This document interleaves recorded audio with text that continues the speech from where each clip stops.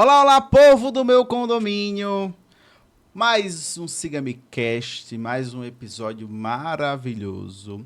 E hoje a gente vem trazendo muita coisa boa. Imagina só, você viver em um ambiente onde o barulho do elevador pode ser insuportável para você. Ou até mesmo um simples bom dia com o seu vizinho, se é algo difícil, se é algo constrangedor, né? E com isso vive muita gente dentro de condomínio, né, com aspecto autista, que é o TEA, e que tem essa dificuldade, que passa essas questões, e a gente vai mergulhar nesse universo para entender e, o melhor de tudo, acolhê-los, e fazer com que moradores, gestores, pessoas que vivem envolvidas no mundo condominial, no universo que é condomínio, consigam acolhê-las, né? Consigam proporcionar uma vida melhor, uma qualidade de vida melhor para esse o público, né, para essas pessoas que vivem com essa condição. E para falar sobre isso, eu venho receber uma profissional que é referência quando o assunto é inclusão e desenvolvimento e comunicação. Vou dar até uma colada aqui, porque é muita informação para passar para vocês. Ela é fonoaudióloga, formada desde 2005 pela UNP. Ela é pós-graduada em linguagem infantil e psicopedagogia. É certificado em comunicação alternativa, em formação nos PECs nível 1 e POD, com especialização no método Teacher, voltado para a autonomia de pessoas com TEA, e atua diretamente com crianças e famílias há quase 2 décadas, e é fundadora da Clínica Singular Reabilitação. É um espaço dedicado ao cuidado individualizado, respeitoso para cada paciente na hora de receber essas pessoas dentro do seu ambiente e, claro, trazer informações. Eu recebo nossa amiga Roberta Delgado, seja muito bem-vinda. Olá, Diego. É um grande prazer tê-la conosco para trazer informação, fazer com que a gente entenda mais, né, sobre o assunto. É algo muito, vou colocar entre aspas, novo, as pessoas não entendem, muitos acabam julgando ou interpretando de forma errada, e para que isso não aconteça, a gente vai trazer essas informações. O que é o autismo? De uma forma simplificada, para que as pessoas consigam entender, de fato, o que é o aspecto. Sim, Diego.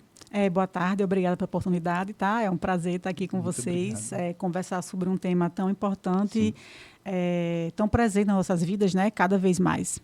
Então, o que é o TEA, né? O autismo, ele é um transtorno do neurodesenvolvimento que afeta a comunicação, a interação social e o comportamento. Ou seja, ele afeta a vida do indivíduo como um todo, né? Você imagine um transtorno que vai afetar a sua comunicação, que vai afetar a sua interação social, que vai afetar o seu comportamento. Tudo que a gente faz gira em torno disso, né? Então, realmente por isso que é um tema tão importante. Entendi. Existem níveis e como é que a gente pode identificar cada nível? Quando é que a gente pode identificar? A gente estava batendo um papo aqui no making off, né? Batendo um papo, e acaba que muitas vezes as pessoas interpretam de forma errada o que é autismo. Porque muita criança com autismo, as pessoas olham e dizem, criança mal educada, esse menino está fazendo birra. E não, apenas a criança está passando por uma crise, está sofrendo com aquilo. Sim, então. Assim, eu acho que a primeira coisa é a gente ter um pouco de empatia, né? Pelo menos um pouquinho ali, porque o mundo está bem difícil em relação a essas questões hoje em dia, de você se colocar no lugar do outro, você ter empatia pelo outro. E aí, na hora que a gente vê uma criança numa crise, essa crise pode ser uma coisa assim, realmente bem grande, uma crise bem grande, como pode ser uma coisa simples, ou, como você disse, não responder a um bom dia, a gente não julgar e conseguir pelo menos assim, eu não sei porquê, mas vamos descobrir o que é que está acontecendo, né? E sim, o autismo tem sim níveis, tá? Hoje em dia ele não é caracterizado mais como leve, moderado, severo. Ele é considerado classificado a partir do nível de suporte que aquela pessoa precisa, tá? Porque você pode ser um autista de nível 1 de suporte e ter um comprometimento maior numa área, e eu também sei e tem outra. Sim. Então, depende muito realmente do suporte que você precisa. Então, um autista de nível 1 de suporte seria aquele autista que ele consegue se comunicar, tá? Tem uma interação social, mesmo que seja com algumas falhas, com algumas dificuldades, tá? Apresenta algumas questões comportamentais, mas que precisa ser trabalhado. Então, ele vai precisar de um suporte mental, mas ele vai precisar de um suporte para desenvolver esses transtornos que ele apresenta. O nível 2 seria um autista que ele precisa de um suporte maior, ou seja, ele pode ter uma alteração de comunicação um pouquinho maior, pode não conseguir interagir socialmente, pode ter problemas de dificuldades para realizar atividades do dia a dia. E o nível 3 de suporte seria aquele autista que ele realmente precisa de um suporte maior em várias questões do seu dia a dia. Na vida, né? Na vida, de maneira geral, exato. Então, normalmente é uma pessoa que não tem uma comunicação, digamos que uma fala adequada, uma comunicação verbal adequada, não vai conseguir, vai ter questões comportamentais que vão entrar junto ali, vai ter dificuldade na atividade do seu dia a dia. E isso também, assim, a gente precisa levar em consideração que não é só o autismo em si. A maior parte dessas pessoas que eles têm o transtorno do autismo e tem o autismo, ele tem outras comorbidades associadas. Então, assim, hoje em dia se fala muito, né, em TOD, em TDAH, em TDL. Então, assim, eu tive até uma professora que ela brincava, que dizia que pode misturar as letrinhas, porque nunca vem só uma coisa. Quando a gente, quando a gente vai mexer, as letrinhas sempre aparecem outras coisas, sempre. Então, assim, por isso também que é importante entender que um autista nunca vai ser igual ao outro. Sempre Cada um tem sua particularidade. Vai ter suas particularidades. Vai ter autista que vai ter hipersensibilidade auditiva, outros que não vai ter. Vai ter autista que vai ter restrição alimentar, outros não vai ter. Questões sensoriais e outros não vai ter. Um fala e o outro não fala. Um fala muito bem e o outro fala mais ou menos. Então, assim, E para mim conseguir identificar, eu preciso prestar atenção nesses sinais. Sim, com certeza. Para entender... E ver como é que você pode ajudar, como é que você pode acolher, como é que você pode, né, tá ali junto para realmente ser um ser humano melhor também, né? Viver melhor, né? Isso. Tem algum caso que te marcou muito, uma criança ou adulto, e que você conseguiu acessar, conseguiu evoluir, conseguiu ajudar essa pessoa? Tem muitos casos, Diego, muitos casos. Assim, que te marcou mais, assim? Eu não vou nem falar no sentido de caso em si, vou falar de situações que acontecem, tá sim, certo? Sim, tá bom. A gente tem crianças que chegam, por exemplo, que a mãe relata que não vai poder ficar... já aconteceu, ano passado, por exemplo. Chegou uma criança lá na clínica com a mãe e quando ela entrou na clínica, ela fez... Eu acho que não vai dar certo meu filho ficar aqui. Aí eu... Como assim? Mas por quê, né? Tipo, porque ele não fica em ambiente fechado. Eu disse... Não, meu filho não fica numa sala fechada, entre 4 paredes. Ele tem, na outra clínica que ele era atendido, por exemplo, tinha uma área verde, e aí ele era atendido naquela área verde. Tá, mas e a escola? Não, meu filho não vai para a escola. Então, uma criança com 4 anos, 5 anos, 3 anos, nunca foi para a escola, não, porque ele não consegue ficar fechado numa sala de 4 paredes. Mas e aí a senhora não vai com ele para lugar nenhum, não vai para casa de ninguém. Não faço nada com ele. Se não tiver um lugar aberto para não colocar ele, eu não tenho como ir. E aquilo, assim, né, mexe muito com a gente. Então, a gente pega uma criança dessa e a gente vai fazer o quê? A primeira coisa, tentar com que ela fique 10 minutos dentro de uma sala de 4 paredes. E aí a criança vai chorar, e a criança vai gritar, vai desorganizar. E aí, no segundo dia, é 11 minutos, é 12 minutos. São coisas tão pequenas, né? Que vão conseguindo a evolução. E aí, hoje, é uma criança que vai para a escola, é uma criança que faz todas as terapias, é uma criança que fica sem gritar, fica sem chorar, e aí, entendeu? São situações, assim, realmente muito, muito bonitas. Como a gente também tem criança que chega... Não, a mãe faz... Não, é uma criança que é um nível 1 de suporte, é muito tranquila. Eu acho até que nem precisa fazer essa quantidade de horas que o médico pediu aqui. Ele fala, ele conversa, ele interage. Aí a gente vai avaliar essa criança. Aí, o que é que a criança fala? A criança tem uma ecolalia, ou seja, ele só repete coisas aleatórias. Ele não tem um turno conversacional. A criança de 7 anos não sabe conversar com outra criança. A gente coloca uma outra criança perto dele, ele sai, ele não interage, ele não aceita um não, ele desregula facilmente, ele agride, ele bate em você, assim, do nada, sem a gente nem esperar. E aí, qual a visão da mãe em relação àquela criança, né? Você vê, nem precisa tanta coisa, mas a gente sabe que precisa, né? Muitas coisas precisam ser trabalhadas. E aí vai descobrindo, né? O universo. Tem crianças que chegam, não falam nada, e depois está com a gente 2 anos, 3 anos, está conversando tudo, falando tudo, para todo local, fazendo tudo, assim. Então, realmente é uma área maravilhosa. Eu sou encantada, sou apaixonada pelo que faz. Com certeza, e sou suspeita de falar. Pela nossa conversa, eu estou vendo que uma das dificuldades, né, para quem vive na condição os próprios pais ou a pessoa entender, quando é adulto, que tem essa condição e buscar ajuda. Muitas Sim. vezes, né, os pais não buscam ajuda, vão ali protelando, vão vivendo da forma que der para viver, mas quando busca ajuda, muda a vida. Muda a vida, muda a vida. E assim, eu entendo, a gente entende, né? Porque É muito é difícil. muito difícil. Você é assim, é um filho idealizado, né? Todos os filhos são idealizados, mas assim, é uma condição que você não observa, você olhando para aquela criança, você não sabe que aquela criança tem nenhum tipo de transtorno, né? E é como eu falei, é um transtorno que afeta as coisas mais importantes da vida, é a comunicação da gente, é a interação social, é o comportamento. Então, assim, não, meu filho é uma birra, tá com 2 anos, ele chora, ele se bate, ele não conversa, mas o pai dele também fazia isso. O pai dele foi falar com 7 anos, né? O avô disse que o pai não falava com ninguém. Mas, assim, quais são as marcas disso naquela pessoa, né? Para a vida adulta, para o desenvolvimento, para tudo. E, então, assim, o que a gente vê é que quanto mais cedo a gente identifica, a gente faz o diagnóstico, a gente Trata, né? trabalha, melhor aquela criança, mais aquela pessoa vai evoluir na vida dela como um todo. E até que assim, uma observação importante de se fazer é que esses níveis de suporte, por exemplo, eles não são fixos. Você pode ser uma criança hoje no nível de suporte 2 e com tratamento você virar uma de suporte 1. Então, assim, não é uma coisa... como é um transtorno que afeta a sua vida em questões que a gente pode trabalhar, que a gente pode fazer o tratamento, aquilo ali pode melhorar, da mesma maneira que pode piorar. Então, às vezes, é uma criança que era um nível de suporte 1, e aí foi negligenciada no sentido que os pais não aceitaram, não entenderam que ela precisava de um acompanhamento e não foi feito. E aí, quando ela vira uma adolescente, ela vira nível de suporte 2. Que podia ter sido trabalhado e ter sido, né, melhorado cada vez mais. Então, isso aí realmente são situações que, com o tratamento, são níveis transitórios que podem, e o objetivo é esse, realmente, é evoluir, tá? É dar o mínimo de suporte possível para aquela pessoa ter uma vida saudável, né? É uma vida típica, como a gente espera.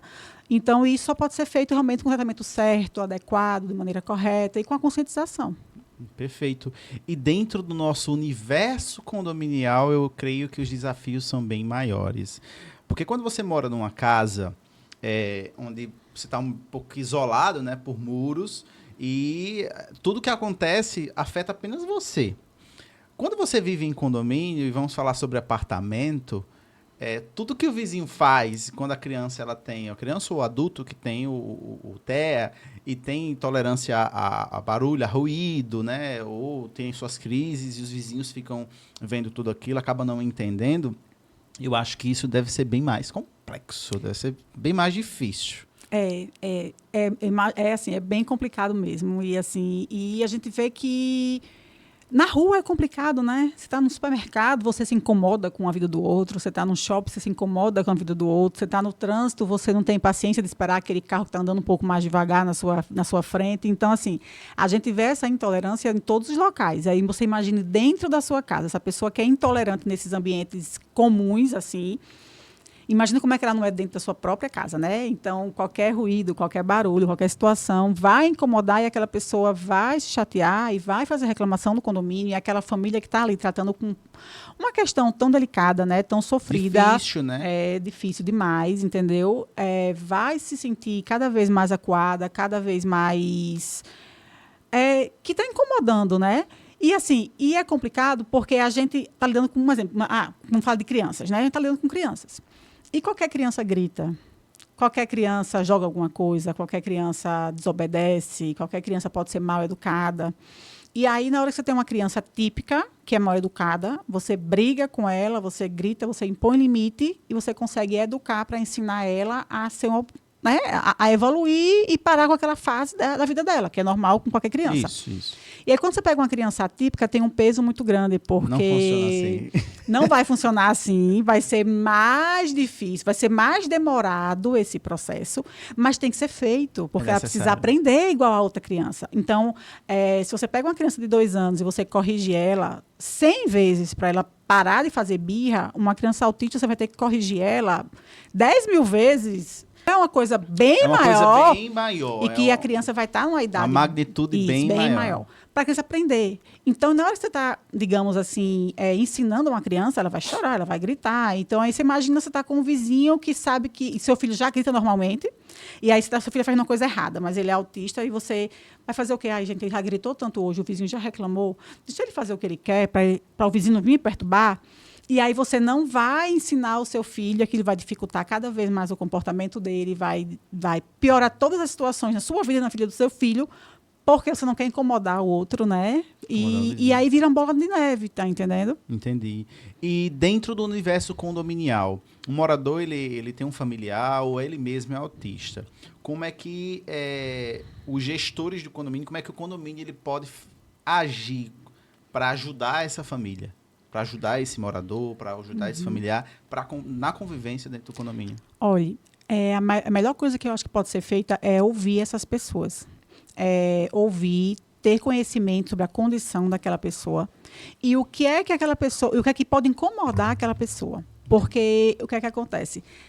Nem todo autista vai ter a questão do incômodo com barulho, por exemplo. Então, o autista que está no seu prédio, ele pode não ter questão com barulho. O que está no meu prédio pode ter questão com barulho. A gente sabe que autista normalmente tem questão com barulho. Aí a gente faz uma lei para nenhum prédio fazer barulho. Só que o autista que tem morando, a pessoa que é autista morando no seu condomínio, ele tem problema com outras situações. Então, assim, cada um tem sua particularidade. Cada um vai ter sua particularidade. Então, o ideal é conversar com essas pessoas e tentar bolar estratégias dentro da realidade daquela comunidade que tem ali, que tem aquela condição, para tentar abranger realmente, de maneira geral, o que pode ser feito. E aí existem várias estratégias. Uma das coisas que a gente mais trabalha em terapia é previsibilidade, é adequação do ambiente, porque na hora que a gente tem uma previsibilidade, que o ambiente está bem sinalizado, está bem explicado, que eles têm uma compreensão melhor, eles vão entrar menos em crise, então vai ser melhor para eles a convivência com as pessoas, vai conseguir participar melhor das festas, das coisas que acontecem no condomínio. Então, você ouvindo aquela família, ouvindo aquelas pessoas e vendo o que é que cada uma delas tolera para conseguir organizar o ambiente, fica muito mais fácil. E dentro das áreas comuns, né, que a comunicação ela é muito interessante e é super essencial para entender nesses casos a condição e a necessidade de cada autista, né? Porque, como você falou, cada um tem sua particularidade. Uns tem mais tolerância a ruído, outro tem mais a questão da verbalização, do cheiro e afins. E dentro das áreas comuns do condomínio, o que é que você sugere que a gestão pode fazer para tornar a vida dessas pessoas melhor, não só delas, mas também dos vizinhos? Sim. Para que consiga conviver melhor dentro da área comum. Existe alguma sinalização? E o que é que você orienta para que consiga ajudar essas pessoas a viver melhor dentro do condomínio? Pronto, eu posso citar, inclusive, a especialização no método TEACH, ela preza o quê? Ela se baseia numa adequação do ambiente, de maneira visual, principalmente, para trabalhar essas questões do autismo. Então, como é que a gente pode fazer isso? A gente pode botar pistas visuais, a gente pode criar estratégias de sequência do como é que pode ser feito. Um exemplo, eu tenho um adolescente autista no meu condomínio que vai para a academia. Sim. E aí, se eu coloco na parede da academia, se ele é um autista que é trabalhado com comunicação alternativa, que a gente fala, ou com pistas visuais, a gente pode colocar um quadro na academia explicando. Entrou na academia, pegou o peso, higienizou, terminou de usar, guardou, e aí ele está sinalizado. Tem uma sequência do que ele vai fazer, tem uma previsibilidade do que ele vai fazer.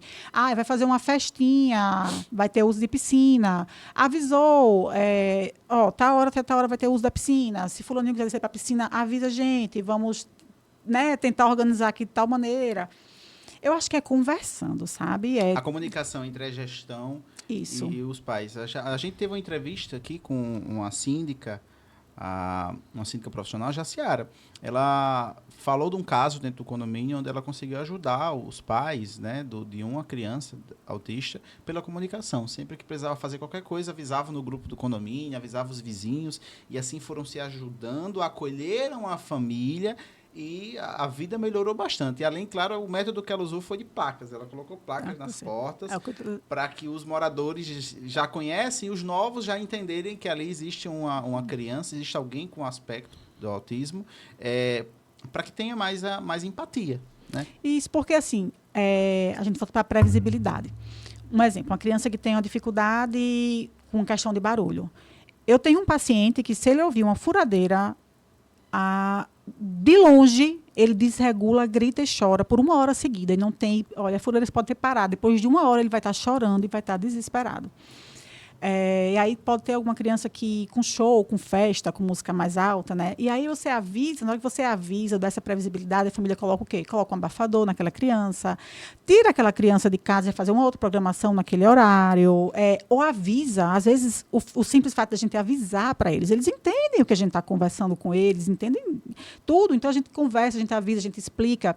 Em casa, a mãe vai saber de estratégias de explicar para o filho, olha, vai ter tal hora, vai ter um serviço de uma furadeira, a gente vai colocar o abafador, vai acontecer isso, isso, isso. Na hora que acontecer, a criança não vai desregular, porque a gente conseguiu trabalhar essa previsibilidade. Então, a comunicação, a conversa, o acolhimento ainda é a melhor opção, com certeza. A melhor opção de entender e de se comunicar, né? Isso.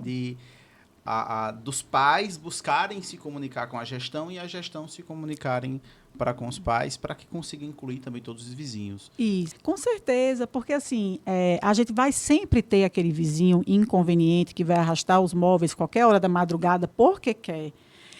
Que a gente vai reclamar, vai aperrear a administração, né? Mas também a gente vai ter algumas situações que, gente, imagine para você que está na sua casa sendo incomodado com o ruído de uma criança chorando, imagine o desespero daquela família com aquela criança desregulada dentro de casa, precisando resolver e ainda pensando que está... E além o vizinho ligando por cima, e ainda está incomodando. Exatamente. Então, assim, sempre que você achar que você está incomodado com alguma situação dessa, você lembre que, que o outro lado está muito pior que você. E tenha um pouquinho de empatia, sabe? De paciência. Empatia, acolhimento, né?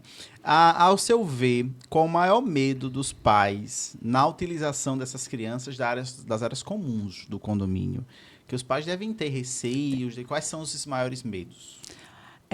A gente brinca muito que assim, uma criança, às vezes tem criança que funciona na clínica, né? Ai, fulano está fazendo isso na clínica, maravilhoso. Gente, a clínica é um ambiente controlado. A gente chama de ambiente controlado porque é um local que a gente tem a previsibilidade do que vai acontecer. São profissionais capacitados para poder lidar com a situação. E também porque é um ambiente que não vai ter influência do meio externo ali. A gente está ali fechado, aquilo ali, então a criança vai ser exposta ao que a gente permitir que ela vai ser exposta. Então, a gente primeiro, por isso a gente começa a trabalhar primeiro dentro da clínica, e a gente vai criando essas situações, vai, digamos que assim, fazendo um filme mesmo do que pode acontecer com aquela criança em situações de condomínio, parquinho, supermercado, para depois levar a criança para esses locais, tá? Então, a gente trabalha com a previsibilidade. Agora, você imagina num condomínio, num parquinho do condomínio, e aí sua criança está ali... Os pais que não tenham acompanhamento, e quais esses... Até os que têm. O maior medo é o quê? É acontecer qualquer coisa daquele ambiente que não é controlado, que vai desregular o seu filho. Porque você não tem como ter essa previsibilidade, porque não é um ambiente controlado, né? E aí aquela criança vai desregular. E na hora que essa criança desregula, ela pode bater em você, ela pode bater no amiguinho, ela pode bater no pai, na mãe do amiguinho, aí você fica, meu Deus. Agora, não vou mais querer citar meu filho quando vier brincar, a Maria do primeiro andar vai dizer, não, meu filho não vai brincar com o filho de Roberta, porque da outra vez ele bateu nele, porque ele gritou, porque a criança chegou nele, teve uma crise. Ele teve uma crise porque... Até entender que essa criança estava tendo uma crise... Pois é, não entende. E assim, até diz que entende, mas não vai querer passar por aquilo de novo. Não, meu filho se assustou, não, meu filho apanhou, não, é perigoso. Então, acho que o maior medo realmente é esse julgamento que sempre vai ter e o medo de não saber o que é que vai acontecer. Então, você imagine, toda vez que ele descer para o parquinho com seu filho, você ficar naquela apreensão, naquela ansiedade, naquele nervosismo de tentar controlar o ambiente para nada desregular ele, para ele não fazer isso, para ver se ele consegue ter uma interação com essas crianças. Gente, uma mãe de uma criança típica, ela está preocupada com a hora do balé, com a hora do futebol. Uma criança atípica, a mãe está levando o filho para uma terapia para ensinar o filho a brincar com o seu filho. E aí imagine quando a frustração de você trabalhar isso com a criança, 1 ano, 2 anos, 3 anos, não, agora fulano vai para o parquinho brincar. E aí pode acontecer qualquer coisa que pode desregular aquela criança e aquele momento não ser o esperado. E aí o outro já rejeita, o outro já não quer tentar novamente, o outro já não quer mais saber, entende? Então, assim, é muito sofrido para essas famílias, entende? É muito sofrido. Então, sempre quando você for julgar, for pensar, você pensa nisso. Você está preocupado com o horário do balé do seu filho. O fulano está preocupado com levar o seu filho para pelo menos aprender a brincar com o seu. sabe? Então, É bem por difícil. aí. O que você diria para quem tem vizinhos, né, com aspecto? Que escuta possíveis crises, né? Que é que você diria para essas pessoas? Tenham paciência. Tentem conversar, tentem entender, tentem saber o que está se passando. Ninguém tem que se meter na vida do outro, ninguém tem que estar dando conta da vida do outro. Mas, assim, é questão mesmo de empatia, de compreensão, de ter um nívelzinho maior de tolerância, não ser tão intolerante, sabe? E realmente se colocar no lugar do outro.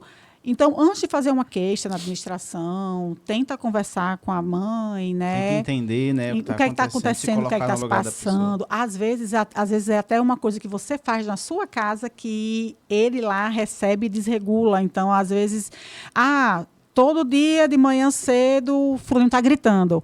Não sabe por quê, mas você ligou o liquidificador para fazer o suco do seu filho, e aí lá, para ele, aquele barulho desregula ele, ele fica, e ele passa 1 hora em crise depois disso.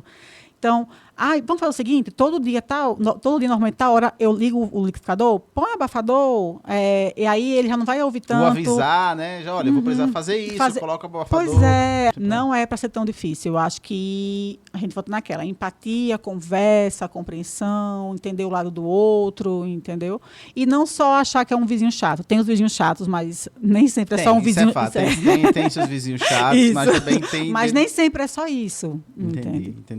Comunicação, acho que é o que vai mais, na maioria das vezes, mais ajudar, né? Isso. Na boa convivência.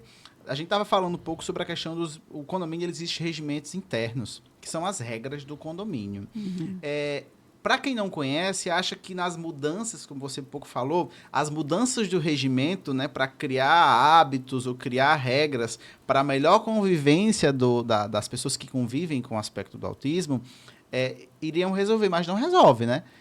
Porque cada um tem sua particularidade, então é algo mais interpessoal. Isso, porque assim, vamos lá, você vai fazer uma festa do Dia das Crianças no seu condomínio. E aí você faz, vai vir um palhaço com microfone, não sei o quê, a gente não. Não, mas aqui a gente tem 3 crianças que são autistas. Vamos fazer o seguinte, não vamos botar não a música aqui, nem o microfone, porque normalmente eles têm problema com barulho, né? E às vezes nem tem. Então, você vai botar uma regra, não pode ter som alto, não vai poder ter música, porque você acha que aquilo ali vai... Por ser autista, vai ter a tolerância ao ruído. Isso, e às vezes não tem. Então, às vezes, você deixa de fazer alguma coisa, ou coloca alguma regra que no seu condomínio funciona e que no meu não funciona. Então, assim... Até mesmo blocos, né? Porque tem condomínios com 10 blocos, 7 blocos. Isso. E cada bloco pode ter uma criança com a condição, ou adulto, cada um com a sua particularidade. Com a sua particularidade, exatamente. Então, o ideal realmente é acolher essas pessoas, conversar, ouvir e tentar. Roberta, mas você vai estar querendo, então, que crie 500 regras. Para cada pessoa, uma regra. Não é isso. Não é criar... Até porque as regras de boa convivência dos condomínios é de maneira geral. Então, assim, iam ser criadas, acredito eu, que iam ser criadas situações dentro daquele regimento para melhorar a inclusão dessas pessoas em atividades do condomínio. Entendi. Então, são regras de maneira geral.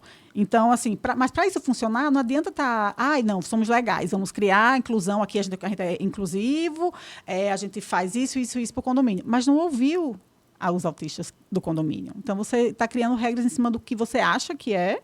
Sem ter o conhecimento. Porque, de fato, é algo muito complexo e que existe muito tabu, existe muita... a internet, né? A internet está aí jorrando de informação que muitas vezes não é a realidade. Isso. A gente vê isso até em clínica. Toda criança que chega porque não come laranja tem seletividade alimentar. A criança que chega porque não fala, agora é apraxia. Aí a criança faz não sei o quê, é TDL. Porque existem realmente os rótulos, né? E as coisas que estão na moda. Então, hoje em dia, acho que na moda do autismo hoje está a seletividade alimentar. Toda criança que não come nada é porque é seletivo. Tem criança que chega para mim que só porque tem alterações na fala, diz que é autista. Entende? Então, assim, e do mesmo jeito a gente tem coisas que a gente acha que, não vamos fazer barulho porque fulano é autista. Não vamos fazer não sei o quê porque fulano é autista. E às vezes não tem problema para aquela pessoa, aquilo ali. Não mexe, não. Isso. Não faz parte da condição, né, daquele autista. Exatamente. Isso é muito interessante, viu? O síndico e o subsíndico, eles podem ajudar, podem ser aliados, né, nesses casos. Como é que eles podem ser aliados? Eu acho que, assim, que o síndico, o subsíndico, principalmente se ele morar no condomínio, né? Porque às vezes mora, né? Às vezes não mora, Tem né? os Tem síndicos alguns profissionais que que não moram, moram isso. e os outros que são moradores, né? Isso. Os que moram, principalmente, eu acho que eles estão ali mais perto, eles podem estar sempre em contato. Mas até os que não moram também, até porque faz isso por profissão, né? Então Isso, tem são essa síndicos liberdade de profissionais. estar ali dentro, de estar. Gente, as pessoas usam tanto a internet hoje, né? Usam tanto o WhatsApp. Existem tecnologias de comunicação que Então, facilitam, né? vamos usar essa tecnologia não só para divulgar uma fake news ou o vídeo da vovó falando alguma besteira, vamos usar para coisa, né, que tenha fundamento, que seja legal. Então, assim, hoje em dia a gente tem muitas maneiras de estar próximo dos outros, sem estar ali no local especificamente, fisicamente, né, de maneira que vai ajudar. Então, eu acho que o síndico é esse elo, é essa liga entre os condôminos que está ali para ajudar. Seja um mediador, né? Isso. Porque eu sinto que é o gestor, ele é o responsável sobre o condomínio. Então, ele tem que buscar a melhor convivência entre os moradores para evitar conflito. Isso. Porque se meu vizinho eu tenho TEA e eu não sei, acaba fazendo barulho, gerando, né, os gatilhos, né, os estímulos para uma crise. Para crise. E acaba ligando para o síndico que está reclamando que a criança está gritando há muito tempo, está reclamando porque está arrastando o móvel, mas acaba que isso é devido à condição. Isso. E quando o síndico ele se envolve a entender, né, a realidade de cada um e gerar uma conscientização, eu creio que vai facilitar bastante, né? Facilita. Essa disponibilidade dele de querer resolver. Precisa ter essa disponibilidade. Precisa ter essa disponibilidade. E o principal, a meu ver, eu acho que empatia. Uhum. Tanto do síndico, quanto do vizinho, quanto das pessoas que estão vivendo ali. Você está vivendo dentro de um espaço com 100 famílias, 1000 famílias. Né? Então é difícil. Mas não é impossível, literalmente não. É difícil. É difícil, né? Mas eu acho que não é impossível, não, sabe? Eu acho que a gente vai naquela historinha do começo. É empatia, é se colocar no lugar do outro, Então, pegando esse gancho, como o condomínio pode começar a ser mais inclusivo? Começar a conhecer E tratando, seu claro, vizinho. com as informações, né? Conhecer seu vizinho. E aí, no conhecer seu vizinho, eu volto para aquela. Não é para estar focando em falando da vida do vizinho, mas é saber quem é que está ali do seu lado, saber o que é que está acontecendo, saber por que é que está tendo aquele grito, por que é que está tendo. Isso só vai saber se você conversar, se você quiser saber quem é aquela pessoa. Então, eu acho que o síndico ele tem que estar junto ali, ele tem que conhecer a comunidade para fazer essa mediação, né? É super necessário, né? Sim. Porque o condomínio é um lugar privado. Mas, e os espaços públicos? Você acha que estão preparados? Estão conseguindo acompanhar? Existe uma dificuldade maior do privado para o público? Porque, assim, o privado, existe a empatia. Eu falo com o síndico conversa, a gente se resolve. E os espaços públicos estão conseguindo se adaptar? Aí vamos lá, né? Um espaço público é 10 edifícios num espaço só, né?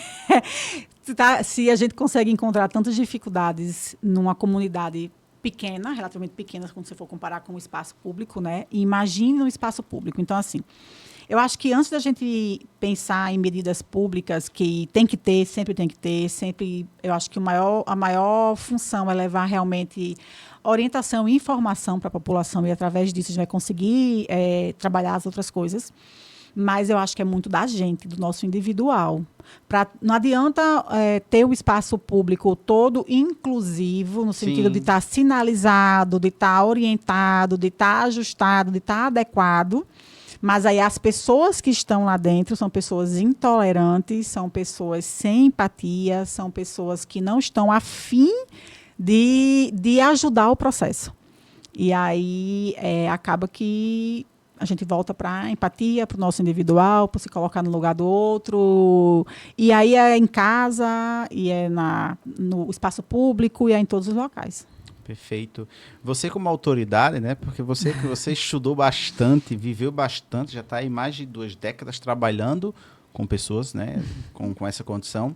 Qual uma dica de ouro você dava para a pessoinha que está em casa nos acompanhando?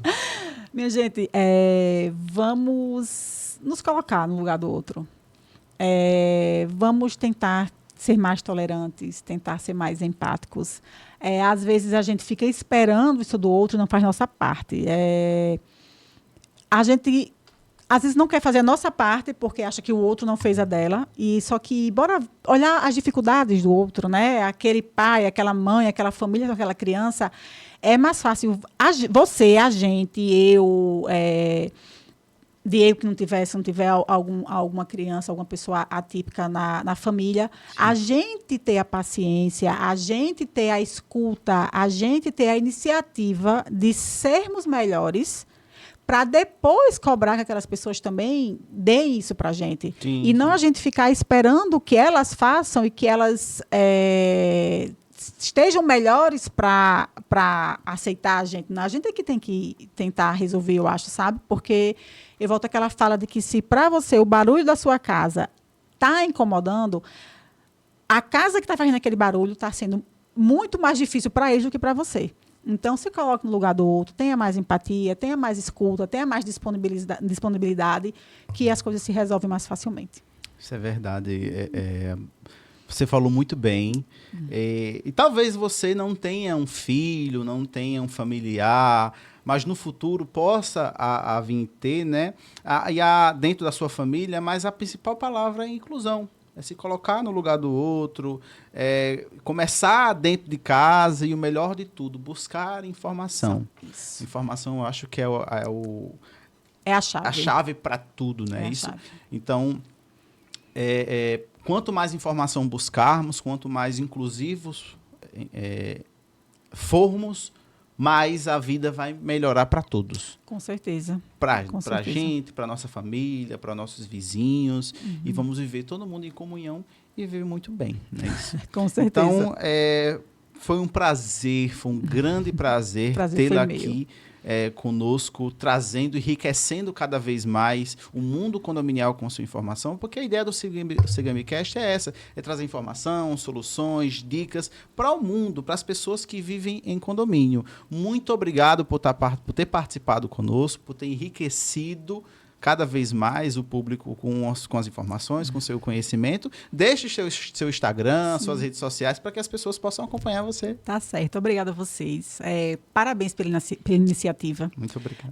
Parabéns pela delicadeza mesmo, pelo olhar, pela empatia, pela preocupação com esse público. Acho que é bem importante, é um tema realmente bem importante e a gente não escuta falar disso.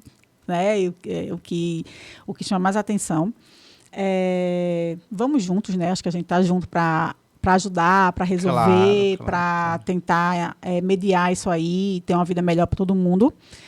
O Instagram, Roberta Delgado, Fono. Roberta Delgado, já segue lá, já acompanha para poder você conhecer. Se não tem na família, mas vai ter algum vizinho, tem alguém que você precisa conhecer tem melhor. Tem o da clínica, é o Singular Reabilitação, e a gente está aí à disposição. Qualquer coisa para ajudar, para organizar, orientar, no que for preciso. Maravilha, muito obrigado. É isso, mais um SigaMeCast trazendo dicas, informações e soluções para o mundo condominial. Não esquece de compartilhar, porque é muita informação necessária para muita gente que precisa ter esse tipo de conhecimento, para pessoas que vivem com a condição, para pessoa que tem familiar, que tem amigos. Curta, compartilhe para essas pessoas, que eu tenho certeza que vai ser enriquecedor. Vamos até o próximo episódio.